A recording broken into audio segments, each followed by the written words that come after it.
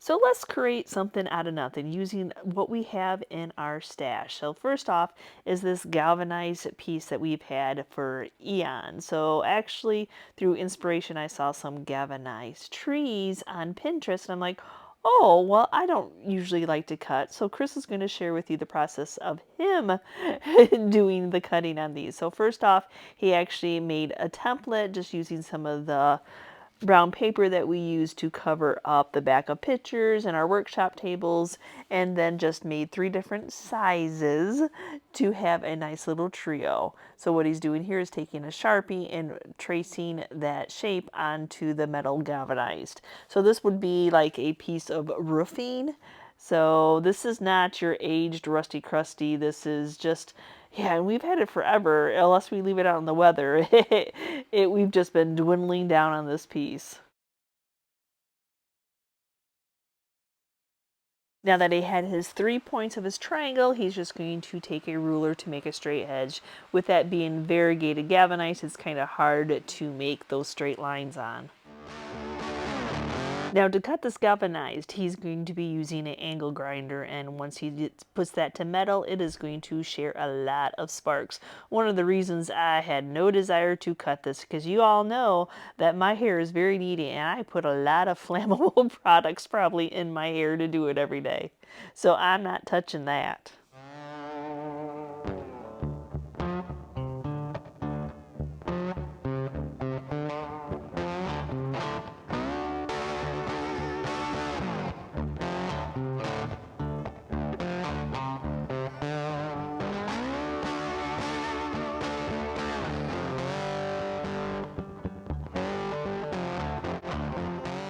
He has all 3 cut out. It's time to start cutting some wood to frame them in. To make the frame, he needs to cut off that tip. He needs to match up with that same angle as what the triangle of the little trees are.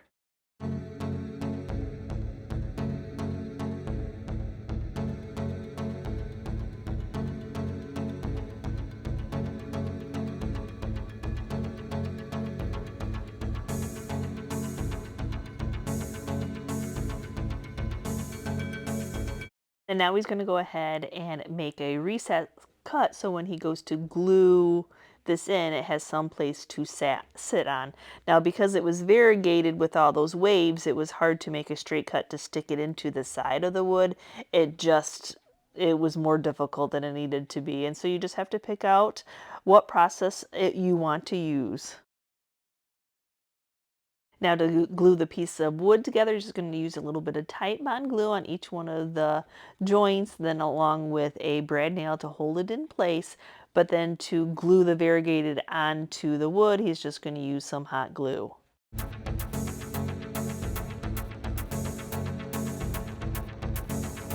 Now, these are not going to stand up on their own, so he needs to make some sort of a base. Oh, well, you know, we may have a piece and part stash, but that's what I love about being a crafter. So he has these little bitty spindles or pieces of wood and some random other pieces of wood that will work perfectly as a base, but he does need to cut them down.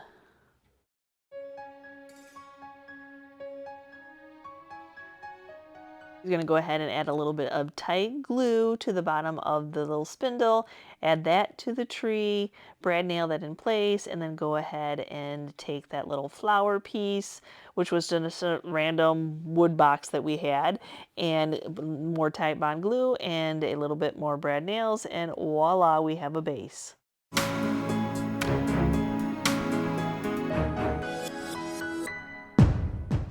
Hi guys, welcome to the channel. I hope that you enjoyed our first craft. Yes, creating with all those leftover pieces and parts of chairs and spindles and staircases that, you know, us secondhand thrifters, pickers just cannot pass up. So it is time to get them put together and create something out of them. So that's what today's video is all about. I'm sharing with you how to use some of those pieces and parts, my vision, my inspiration of what to do with these items, and along with my husband Chris, who always loves to help me. If you're new to our channel, a lot of times you will see my husband Chris. It is a tag team effort here. So stay tuned, we've got some more crafting to go. So next up is another spindle and a couple of these galvanized buckets. I think these were probably like those citronella holders, but now I needed some round bases and I was all out of my coasters from Hobby Lobby, but I do have a couple round wood squares and I think they'll be perfect. And then I'm going to go ahead and cut that spindle in half, and then actually the bucket is going to go on the top of these. I had to up my camera a little bit so you could see that. Now I just need to make a mark of where my center is so I can go over to the chop saw and get it cut.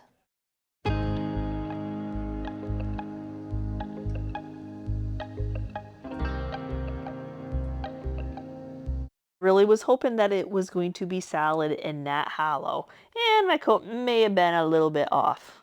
With a combination of Titebond's Quick and Thick and Starbond CA glue, I'm going to go ahead and get these glued in place.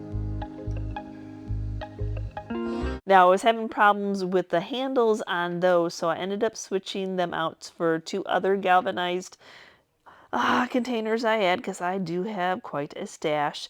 But I'm going to go ahead and brad nail the bottom ones on my rounds, my wood rounds on, and then let the other just dry. But I'm going to take that really the harshness of the bark off.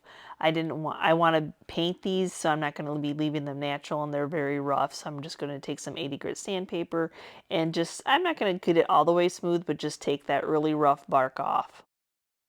And then with metal and wood, I'm just going to go ahead and use the Rust-Oleum paint and primer in the spray can to get them just, this is going to be my undercoat, but I just want to get them evenly sprayed.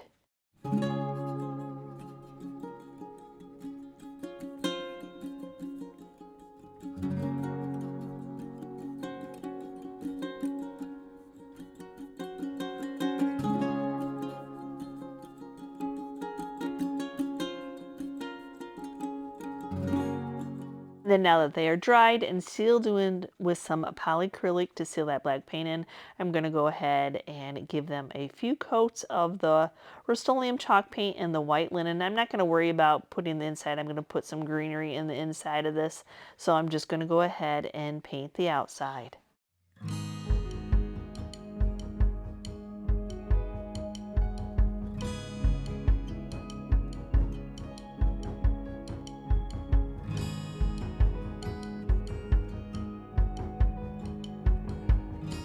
I move on to my second and my third coat of white paint. White always takes multiple coats.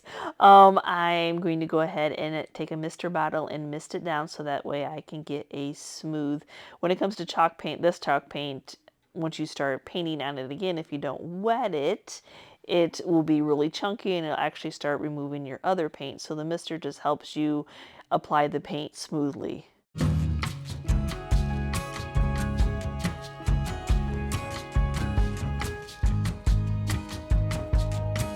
Now that my paint is dry, I want to go ahead and distress my piece. I just want to bring out some of these details of this beautiful galvanized, though I'm not going to get to the galvanized because I sealed that black paint, and in that black paint is not, I want the black to show.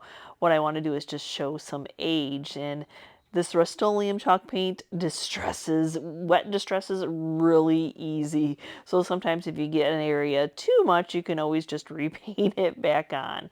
But to get that black to show through after I wet it down a little bit, I'll take a dry cloth and kind of dab it so it doesn't leave a gray. And then now I need to seal my chalk paint in or it'll keep coming off. So just some little bit of polycrylic. I want to add a little bit of embellishment to this. So my friend Sarah from the Piglets Closet hooked me up with this decoupage paper. Is it not amazing? I love these little circles. So not only does it have deer for the season, it also has other animals and actually those beautiful numbers at the bottom. So, but because we're in the season, I'm going to go ahead and use a couple of the deer. So I'm just going to go in and cut the general area out, and then I'll do my detail work once I get it cut off the big piece of paper. Actually, decoupage paper. This one is actually that more linen one that has the fibers in it.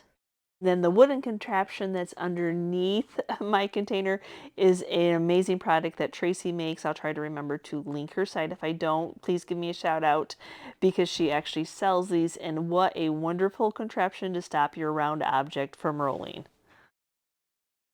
Then now to glue this on, I'm just going to use a little bit of Mod Podge on the back of it, attach it, and then once my Mod Podge is dry, I'll seal that in with a little bit more of Polycrylic. But oh my gosh, it is so super cute. I'm actually going to add just a little bit of this ribbon to the spindle just to give it that little bit of festive.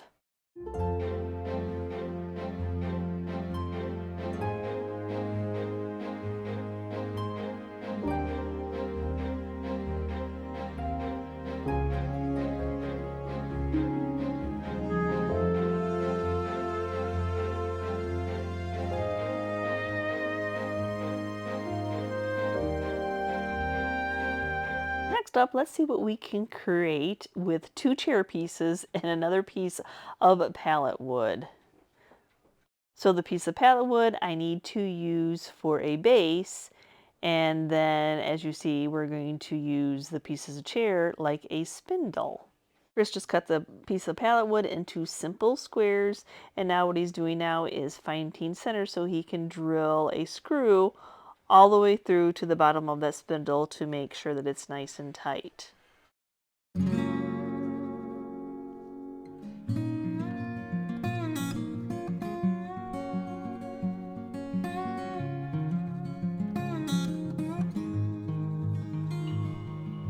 And there was quite a few big holes in these chair legs, so I just went ahead and filled them in with some wood putty, and now let them dry overnight, and now I'm going to go ahead and sand that smooth.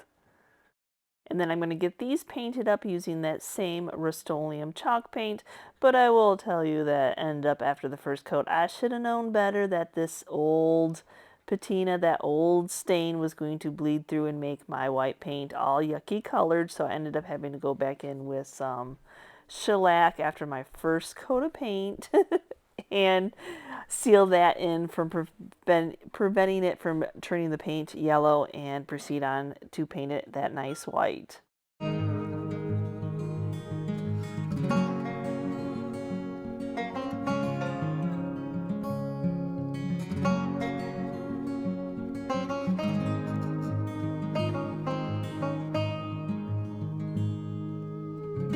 I wanted to stress this piece, but since I had to add that shellac on the underneath layer, it's really going to seal that first coat of paint in, and I'm not really going to be able to get down to my wood very well. So I could hand sand it, but why not just take my Orbital sander and get it distressed? So I'm just going to hit those sharp edges along with some of just random points on the round parts, just to give it that nice distressing that I'm looking for. After I got them distressed the way that I wanted them, I'm going to go ahead and seal that chalk paint in with some Polycrylic. Now to top these off, we're actually going to put some of the Target trees. Now these trees I got last year from Target, and they're in cement, and man, oh man, they were not going to come out of that cement. So I even had Chris try when he got home from work. Yeah, so we're just actually using bolt cutters because it's a really thick wire.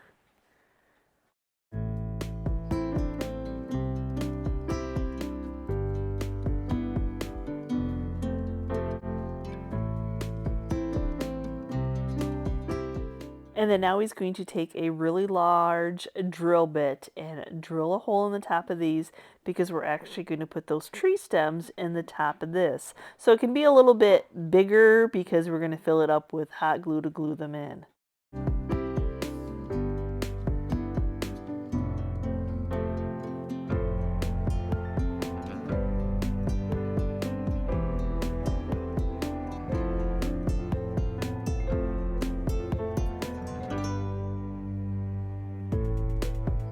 So I kind of want to make this a matching set, though. The one has pine cones and the one does not. So I have some of the Dollar Tree pine cones, or maybe I thrifted them, I'm not really sure, but they were in my stash, and so I'm just going to go ahead and hot glue some of these on. And to give that really realistic, if you hot glue your pine cones on where they branch out, where they're V'd, it looks a little bit more realistic, I feel anyway. That's naturally where they would start to grow from. I'm going to go ahead and add a little bit of that same ribbon to these.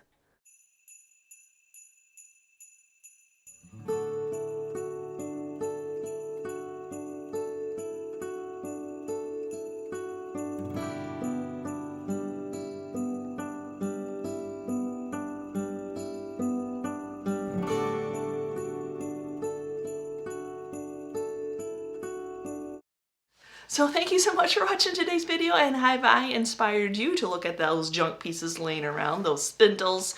And I know there are a lot of YouTubers out there that do that, a lot of TikTokers, Pinterest, and all that, but it's just fun to create a little bit different version. We might do a little bit, a tweak here and there, what we do to the items. We all get inspired from the whole world. So let me know down in the comment below, have you made these crafts before?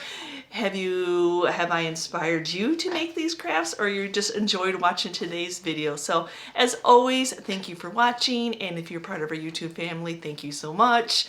If you are new and checking out this content for the first time and you liked these kind of DIY crafts, hit that subscription button along with the notification bell so you know we've uploaded a new video, and we will see you next time, guys, and you can see what we're up to. Bye!